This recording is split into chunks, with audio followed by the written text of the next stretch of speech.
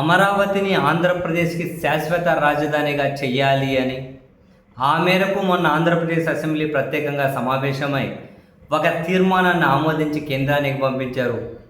అయితే వాళ్ళు 2వ తేదీనో 3వ తేదీనో పార్లమెంట్లో ప్రవేశపెట్టి దీన్ని ఒక చట్టం చేయబోతున్నారు అని చెప్పి వార్తలు అయితే వెలువడుతూ ఉన్నాయి.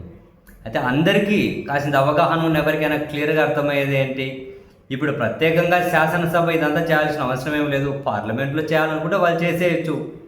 ఆయన చంద్రబాబు నాయుడు గారు దీన్ని ప్రత్యేకంగా అసెంబ్లీ సమావేశపరిచి దీని చుట్టూ ఇంత పెద్ద ఎపిసోడ్ని రన్ చేయడం వెనక ఒకటి తన మీద ఉన్నటువంటి వ్యతిరేకతను తగ్గించుకునే ప్రయత్నం, రెండో విడత భూమి సమీకరించాలి అనుకుంటే, రెండో విడత భూమి తీసుకోవాలి అనుకుంటే అక్కడి వాళ్ళ నుంచి వ్యతిరేకత కనిపిస్తుంది కాబట్టి ఆ వ్యతిరేకతను తగ్గించుకోవాలి అంటే ఈ విధమైన హంగామా తప్పనిసరి అని చెప్పి చంద్రబాబు నాయుడు గారు ఈ మొత్తం ఎపిసోడ్ని నడిపించారు అన్నది వినిపిస్తున్నటువంటి కామెంట్స్.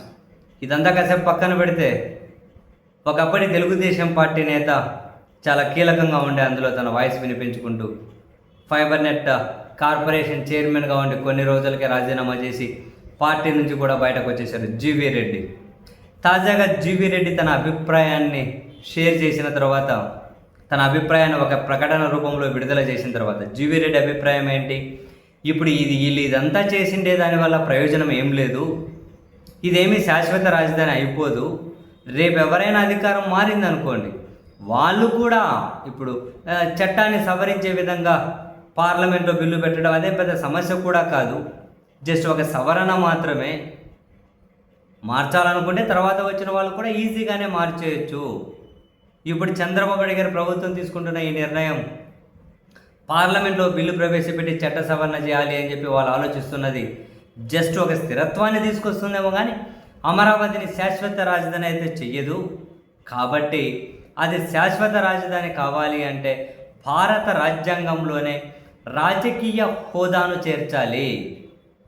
భారత రాజ్యాంగంలోనే రాజకీయ హోదాను చేర్చడం ద్వారా అంటే ఏంటి, ఇది మొత్తం దేశవ్యాప్తంగా అప్లికేబుల్ అవ్వాలి. ఇంకా ఇప్పటి వరకు ఏ రాష్ట్ర రాజధానికి కూడా రాజ్యాంగంలో ఇది రాజధాని అనే హోదా ఏమీ లేదు, ఇది రాజధాని అని చెప్పి ఆ హోదా ఏమీ లేదు. ఇప్పుడు రాజ్యాంగంలోనే ఆ హోదాను చేర్చాలి. అలా అయితేనే ఇదేం ఒక అమరావతికి అప్లికేబుల్ కాదు, ఇప్పుడు దేశం మొత్తం అన్ని రాజధానులకు ఇది వర్తింపజేయాల్సి ఉంటుంది. సో అలా జరిగితే మళ్ళీ రాజ్యాంగ సవరణ చేయాలి అంటే కష్టం, భవిష్యత్తులో రాజ్యాంగ సవరణ అంత ఈజీ కాదు. అప్పుడు రెండు లోక్సభ రాజ్యసభల్లోనూ మెజారిటీ మెంబర్స్ అంగీకరించాలి అండ్ సమైక్య స్ఫూర్తి ఇందులో ఇమిడి ఉంటుంది కాబట్టి సగం రాష్ట్రాల అసెంబ్లీల ఆమోదం కావాల్సి ఉంటుంది మళ్ళీ మార్చాలి అంటే. సో అప్పుడు అమరావతి శాశ్వత రాజధాని అవుతుంది. ఇప్పుడు చంద్రబాబు నాయుడు గారి ప్రభుత్వం చేస్తున్న దానివల్ల ప్రయోజనం లేదు. భారత రాజ్యాంగంలోనే రాజధాని హోదాను చేర్చడం ద్వారా మాత్రమే అమరావతిని వీళ్ళు శాశ్వత రాజధానిగా తీర్చిదిద్దగలుగుతారు, లేకపోతే ఏం పెద్ద ప్రయోజనం ఉండదు అన్నది జీవీ రెడ్డి రిలీజ్ చేసినటువంటి ప్రకటన. దీని మీద తెలుగుదేశం పార్టీలోనే అండ్ అమరావతి అక్కడి ఆర్గనైజేషన్స్లోనే పెద్ద ఎత్తున చర్చ జరుగుతుంది జీవీ రెడ్డి వ్యాఖ్యల మీద. అండ్ ఇప్పుడు ఇదంతా కనుక మనల్ని న్యూట్రలైజ్ చేసేకే ఈ ప్రభుత్వం ప్రయత్నం చేస్తుంది, కానీ మనకు న్యాయం చేసేకి, మనకున్నటువంటి ప్రాబ్లమ్స్ని సాల్వ్ చేసేకి ఈ ప్రభుత్వం ఏమీ పని చేయడం లేదని అమరావతిలో భూములు ఇచ్చిన వాళ్ళు కూడా కొన్ని గ్రూపులలో చర్చ చేస్తూ ఉండడం ఇంట్రెస్టింగ్ అనిపించింది.